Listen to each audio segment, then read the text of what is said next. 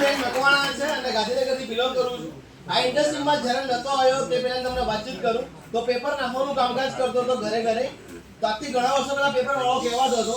પણ માય એપ્સા માર્કેટિંગમાં કામ કરવાના કારણે જો જિંદગી બદલવાનો ચાન્સ મળતો હોય તો ચાન્સ લેવો જોઈએ કે ના લેવો જોઈએ? બોલતા નહીં. લેવો જોઈએ ના લેવો જોઈએ? આથી ઘણા વર્ષો પહેલા મેં ચાન્સ લીધો દોસ્તો અને ચાન્સ લેવાના કારણે આ ઇન્ડસ્ટ્રીની અંદર જ્યારે મેં શરૂઆત કરી ત્યારે સાયકલ લેવાની પણ હેસિયત નથી. અત્યારે 3 ગાડી બદલવાનો ચાન્સ મળ્યો છે અને 8.5 લાખના ગાડીમાં ફરી રહ્યો છું માય એપ્સા માર્કેટિંગના કારણે. તો ચાન્સ લેવો જોઈએ ના લેવો જોઈએ? આથી ઘણા વર્ષો પહેલા ચાન્સ લીધો દોસ્તો જ્યારે હું નોકરી કરતો હતો ત્યારે 3000 ની નોકરી કરતો હતો. અત્યારે દર મહિનાની ઇન્કમની તમને વાતચીત કરું તો 40,000 થી મળીને 50,000 તો માય એપ્સા માર્કેટિંગ થકી મારા ઘરે આવી શકતા હોય તો આવો ચાન્સ લેવો જોઈએ કે ના લેવો જોઈએ? આ ચાન્સ દોસ્તો મેં જિંદગીના અંદર લીધો અને જિંદગી બદલવાનો ચાન્સ મળ્યો મને.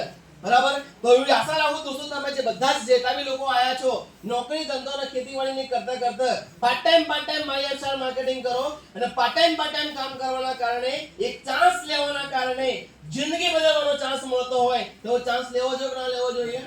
બસ આ એક ચાન્સ લઈને શરૂઆત કરો. Wish you the best. જય હિન્દ, જય માય એપ્સા. નમસ્કાર.